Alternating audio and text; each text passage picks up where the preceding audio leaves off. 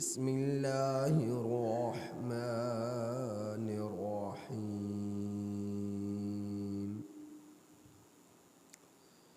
یا ایہا الذین آمنوا لا تقتلوا الصید وانتم حرم ومن قتله منكم متعمدا فجزاء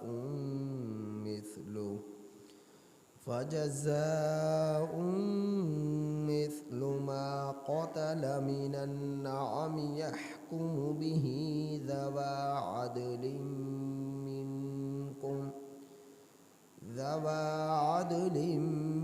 منكم هديا بالغ الكعبة أو كفارة طعام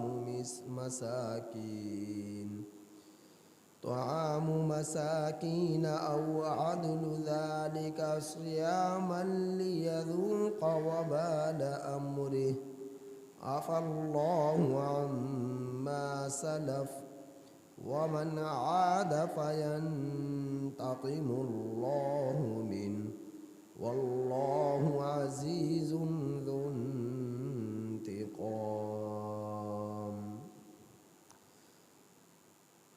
یہ سورۃ المائدہ کی آیت نمبر 95 ہے۔ اس آیت کریمہ کا ترجمہ یہ ہے: یا ایہا الذین آمنوا، اے وہ لوگو جو ایمان لائے، لا تقتلوا الصید، نہ قتل کرو تم شکار کو، نہ مارو تم شکار کو، وانتم حرم، اس حال میں کہ تم لوگ حالت احرام میں ہو، ومن قتلہ منکم، اور جس شخص نے تم میں سے قتل کیا شکار، متعمداً، جان بوجھ کر، فجزاء مثل، سو بدلہ ہے اس کی مثل، ما قتل، جو اس نے قتل کیا، من النعام، مویشیوں میں سے، یحکم بہ، اس کا فیصلہ کریں گے، ذوی عدل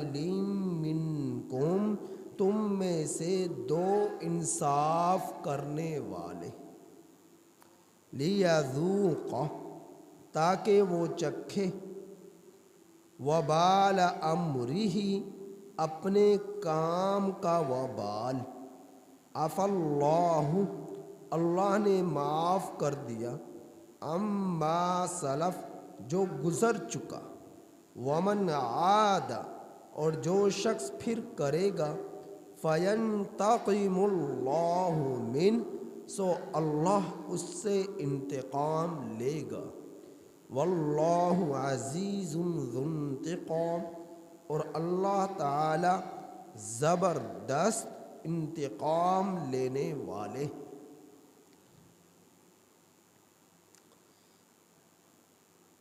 اس آیت کریمہ سے پہلی آیت کریمہ میں بھی کچھ تفصیل بیان ہو چکی تھی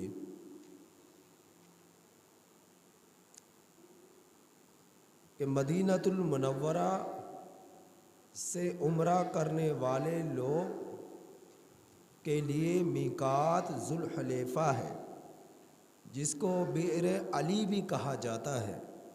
ذوالحلیفہ کے نام سے لوگ بہت کم واقف ہیں، بئر علی کے نام سے زیادہ واقف ہیں۔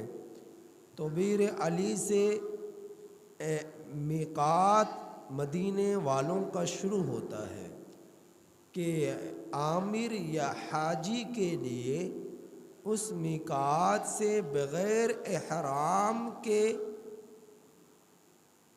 حج کا سفر کرنا جائز نہیں ہے، عمرے کا سفر کرنا جائز نہیں ہے، تو یہ عامر، یہ حاجی، یہ عمرہ کرنے والا، یہ حج کرنے والا جب جاتا عمرہ یا حج کی نیت سے تو مدینے والوں کا میقات جو ذوالحلیفہ یا بئر علی ہے وہاں سے بغیر احرام کے نہیں جاتا تھا۔ تو مدینہ المنورہ سے یہ 6 میل کے فاصلے پر ہے، اور بئر علی سے مکہ المکرمہ تقریباً 300 میل کے فاصلے پر ہے، اور دنیا بھر کے علاقوں سے آنے والے مسلمانوں کے لیے مکہ میں دخول کے لیے جو حج یا عمرے کی نیت سے آتے ہیں، مختلف الگ الگ میقات مقرر ہیں کہ ان میقات سے آگے تجاوز بغیر احرام کے کرنا یہ ممنوع ہے۔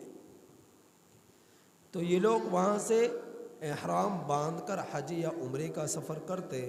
اب 300 میل کا لمبا سفر ہے، اب یہ وہاں سے سفر کر کر جب نکلتے تو راستے میں مختلف قسم کے شکاری جانور آ کر ان کے قریب کھڑے ہو جاتے یا بیٹھ جاتے، تو یہ لوگ ان کا شکار احرام کی پابندیوں کی بنا پر نہ کر سکتے۔ تو اللہ نے منع فرما دیا اس لیے کہ بھئی تم نے نہ تو شکار کرنا ہے نہ شکاری جانور کو ذبح کرنا ہے۔ تو احرام کی پابندیوں میں سے یہ ہے کہ نہ تو محرم بال کٹوا سکتا ہے، نہ خوشبو لگا سکتا ہے، نہ مونچھیں منڈوا سکتا ہے، نہ سلا ہوا کپڑا پہن سکتا ہے، نہ شلوار پہن سکتا ہے، نہ قمیض پہن سکتا ہے۔ اس نے احرام کے 2 کپڑوں میں اپنے آپ کو چھپا کر حج یا عمرے کی نیت سے جانا ہے۔ نہ اپنے سر پر ٹوپی رکھ سکتا ہے، نہ پگڑی باندھ سکتا ہے، نہ رومال لٹکا سکتا ہے جب تک وہ حالت احرام میں ہے، اور نہ ہی وہ شکار کر سکتا ہے، نہ شکار کے جانور کو وہ ذبح کر سکتا ہے۔ تو 2 جانور ایسے ہیں اللہ کا رسول صلی اللہ علیہ وسلم نے ان کی اجازت عطا فرمائی کہ ان کا شکار ان کو کھا سکتا ہے، الحوت والجراد، ایک مچھلی ایک ٹڈی، کہ ان کا ذبح نہیں ہوتا، بغیر ذبیحہ کے یہ حلال ہیں۔ تو ان کے علاوہ جتنے بھی شکاری جانور ہیں محرم کے لیے ان کی اجازت نہیں ہے، نہ تو ان کا شکار کرنا نہ ان کو ذبح کرنا۔ تو یہ احرام کی پابندیوں میں سے تو لمبا سفر ہوتا۔ تو اللہ رب العزت نے اس آیت کریمہ میں واضح طور پر منع فرمایا۔ کیا منع فرمایا؟ یا ایھا الذین آمنوا لا تقتلوا الصید، اے ایمان والو تم لوگ شکار کو قتل نہ کرو، شکار قتل نہ کرو، یعنی شکار نہ کرو۔ تمہارے پاس جانور آ جائے جو ہے جنگلی، جو حلال ہے، تم ان کا شکار کرنا چاہو تو یہ تمہارے لیے جائز نہیں ہے۔ حالت احرام کی حالت میں تمہارے لیے جائز نہیں ہے۔ وَأَنْتُمْ حُرُمْ، اس حال میں کہ تم حالت احرام میں، تو ان جانوروں کا شکار کرنا تمہارے لیے جائز نہیں ہے۔ تو اللہ رب العزت نے پچھلی آیت کریمہ میں آپ نے تفصیل سے سنا کہ اللہ رب العزت نے محرمات ابدیہ کا ذکر فرمایا کہ جو ہمیشہ کے لیے اہل ایمان پر حرام ہے، جیسا کہ شراب، اور ان آیات کریمہ میں محرمات وقتیہ کا بیان فرمایا، یعنی وہ جانور، وہ محرمات جن کا وقتی طور پر ان کا استعمال کرنا ممنوع ہے، حرام ہے، ہمیشہ کے لیے نہیں ہے، ہمیشہ کے لیے۔ اور وہ وقت کیا ہے کہ حالت احرام میں ہو تو تم لوگ شکار نہیں کر سکتے، ہاں احرام سے جب نکل آئے پھر کر سکتے ہو۔ تو اللہ رب العزت نے فرمایا وَمَنْ قَتَلَهُ مِنْكُمْ مُتَعَمِّدًا، اور جس شخص نے تم میں سے جان بوجھ کر قتل کیا، شکار کیا، متعمدن کی قید، متعمدن کا معنی کیا ہے؟ جان بوجھ کر۔ متعمدن کی قید اتفاقی ہے، اتفاقی ہے۔ کیا مطلب؟ کہ یہ جو قید ہے متعمدن کے جان بوجھ کر شکار نہیں کرنا، मुफस्सिरीन की एक पूरी जमात इस बात पर मुत्तफ़िक़ है कि इसका मतलब ये नहीं कि जानबूझकर तो शिकार नहीं कर सकता, लेकिन भूल कर किया हुआ शिकार उसके लिए जायज़ है। नहीं, जानबूझकर भी शिकार नहीं कर सकता, भूल कर किया हुआ शिकार भी उसके लिए जायज़ नहीं। बस फ़र्क ये है कि अगर किसी शख्स ने जानबूझकर शिकार किया तो इस फेल का भी कफ़ारा अदा करना पड़ेगा और शिकार का भी कफ़ारा अदा करना पड़ेगा। जो जानबूझकर ने ये अमल किया है शिकार करने का, इसका अलग से कफ़ारा है, और जो शिकार किया है उसका अलग से कफ़ारा है। और अगर किसी शख्स ने भूल कर शिकार किया, यानी उसे याद नहीं रहा मैं हालत एहराम में हूँ और उसने शिकार कर लिया भूल कर, तो इसका शिकार का जो करने का जो फेल है इसका उसको कफ़ारा अदा नहीं करने पड़ेगा। लेकिन जो जानवर उसने शिकार किया है, शिकार जो किया है उसको कफ़ारा अदा करना पड़ेगा, उसका कफ़ारा अदा करना पड़ेगा। फरमाया फ़जज़ाउ मिस्लु, सो बदला इसकी मिसल है जो इसने कत्ल किया मिनन नामी, मवेशियों में से। जो इस तरह का जानवर उसने शिकार किया है इसी तरह का जानवर उसे कफ़ारे के तौर पर देना पड़ेगा। मसलन अगर किसी शख्स ने शतरमुर्ग शिकार किया, तो शतरमुर्ग से मुशाबहत क्या जानवर रखता है? ऊँट। तो ऊँट उसे बतौर कफ़ारे के देना पड़ेगा। अगर किसी शख्स ने शिकार किया हिरन, तो हिरन की मिसल क्या है? बकरी। तो बकरी उसे बतौर कफ़ारे के देना पड़ेगी। अगर किसी शख्स ने जो है शिकार किया खरगोश, तो उसे उसकी मिसल यानी बकरी का बच्चा देना पड़ेगा बतौर कफ़ारे के। तो जिस तरह का शिकार किया है उस तरह का कफ़ारा वो देगा। और अगर बिलफ़र्ज़ अगर किसी शख्स कोई ऐसा जानवर है कि उसकी मिसले सूरी नहीं है, यानी उससे मिलता जुलता जानवर कोई मुशाबत रखने वाला कोई नहीं है, तो फिर क्या करेगा? वो फिर उसकी कीमत अदा करेगा या उसकी गंदम वगैरह ख़रीद कर अदा करेगा। तो अल्लाह रब्बुल इज़्ज़त ने उसका आगे बयान फरमाया, यहकुमु बिही ज़वा अदलिम मिनकुम, इसका फ़ैसला करेंगे तुम में से दो आदिल इंसाफ करने वाले शख्स, इंसाफ करने वाले शख्स फ़ैसला करेंगे। अब वो इंसाफ करने वाले क्या? जो उस इलाके के लोग हैं और ईमानदार हैं, दीनदार हैं।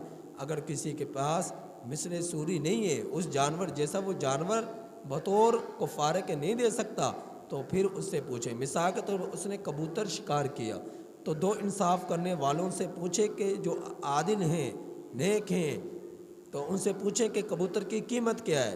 तो वो कीमत जितनी बताता है, मिसाल के तौर पर 50 रुपये बताता है या 500 रुपये बतलाता है, तो उतने पैसे मसाकीन को या तो गंदम ख़रीद कर तकसीम कर दे या फिर वो रकम जो है उनको दे दे, रकम उनको दे दे। और अगर कोई रकम देता है फ़ी जानवर जो शिकार किया उसकी, तो कोई कीमत दे, कोई जो है गंदम देना चाहे तो उस गंदम की मिक़दार है निसफ़ सा। निसफ़ सा इसकी मिक़दार बनती है तकरीबन 2.25 सेर गंदम, 2.25 सेर। तो ये मसाकीन में तकसीम कर सकता है, फ़कीरों में तकसीम कर सकता है या कीमत दे सकता है, तो ये वो देगा। फिर फरमाया हदयम, ये कुर्बानी का जानवर, बालिगल काबती, काबे तक पहुँच सके, काबे तक जो पहुँच जाए। एक लफ्ज़ है हदी, हदी कहते हैं कुर्बानी के जानवर को, और एक लफ्ज़ अरबी में इस्तेमाल हुआ अज़हिया। अज़हिया या अलिफ के पेश के साथ भी है, उज़हिया, उज़हिया या अज़हिया।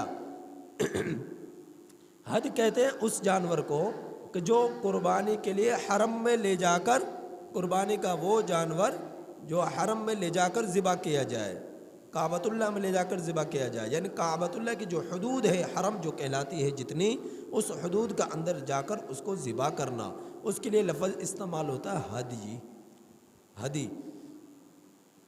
और जो आम कुर्बानी का जानवर होता है, ईदैन के मौक़े पर ज़िबा होता है, उसके लिए लफ्ज़, या सदका का जानवर ज़िबा होता है, उसके लिए लफ्ज़ इस्तेमाल होता है अज़हिया, अज़हिया, उज़हिया। वो आम जानवर जो ज़िबा किया जाता है कुर्बानी के मौक़े पर या दूसरे मौक़े पर, उसके लिए लफ्ज़ इस्तेमाल होता है अरबी में अज़हिया या उज़हिया। और जो حج کا جانور بطور قربانی کے لے کر جاتا ہے یا پھر کفارے کا جانور، اس کے لیے لفظ استعمال ہوتا ہے ہدی۔ تو اللہ رب العزت نے فرمایا ہدیم بالغ الکعبۃ، قربانی کا وہ جانور جو کعبہ تک پہنچ سکے، او کفارۃ طعام مساکین، یا کفارہ ادا کرے مساکین کا کھانا، یا بطور کفارہ کے دے مساکین کو کھانا۔ تو اس کی کیا مقدار ہے وہ بتلا دی گئی۔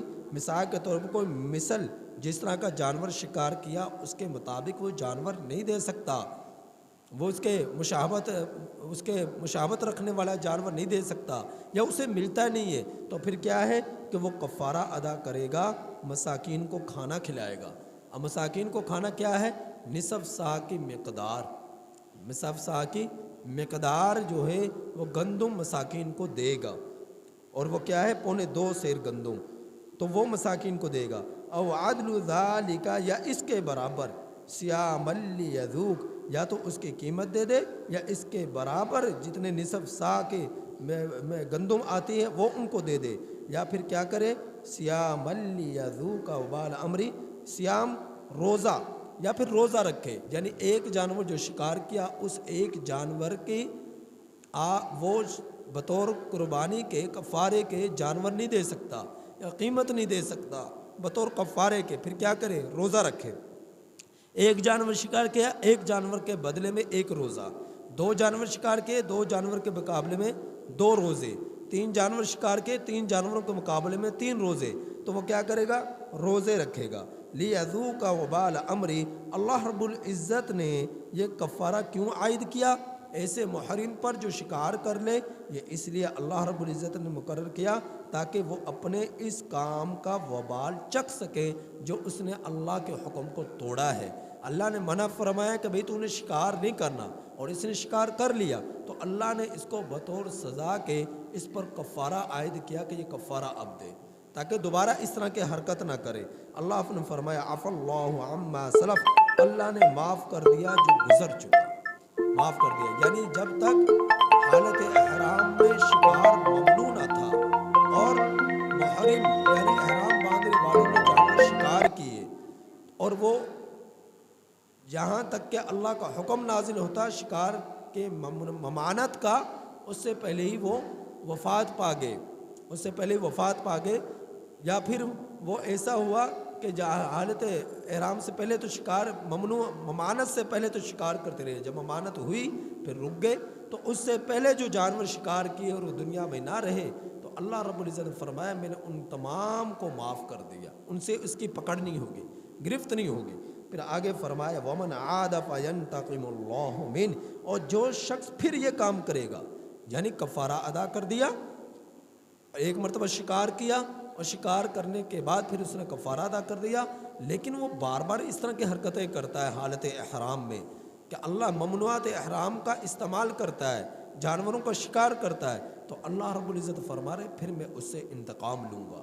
وَمَنْ عَادَ فَيَنْتَقِمُ اللَّهُ مِنْهُ، اور جو شخص پھر یہ کام کرے گا تو اللہ رب العزت اس سے انتقام لے گا، انتقام لے گا۔ یا کسی نے کوئی جانور شکار نہیں کیا اور وہ جان بوجھ کر پھر اللہ کے اس حکم کو توڑتا ہے، تو اللہ جبکہ اسے معلوم بھی ہے کہ اللہ نے منع فرمایا، تو اللہ تعالیٰ اس سے انتقام لے گا۔ واللہ عزیز ذو انتقام، اور اللہ تعالیٰ زبردست انتقام لینے والے ہیں۔ تو ان آیات کریمہ میں محرمات وقتیہ کا بیان فرمایا کہ جو ہمیشہ کے لیے چیزیں تو حرام نہیں ہیں، لیکن فی الوقتی طور پر وہ حرام ہوتی ہیں، ممنوع ہوتی ہیں حالت احرام میں، اللہ نے اس کا بیان فرمایا۔ اور ان ممنوعات احرام میں سے ایک شکار ہے، تو شکار جو ہے نہ تو کرنا، نہ شکاری جانور کو ذبح کرنا محرم کے لیے جائز نہیں ہے۔ اگر کوئی کرے گا تو پھر کیا ہے اس کو کفارہ دینا پڑے گا، اس کو کفارہ دینا پڑے گا۔ اللہ تعالیٰ سے دعا ہے کہ اللہ تعالیٰ اس آیت کریمہ کی ہم لوگوں کو کامل سمجھ نصیب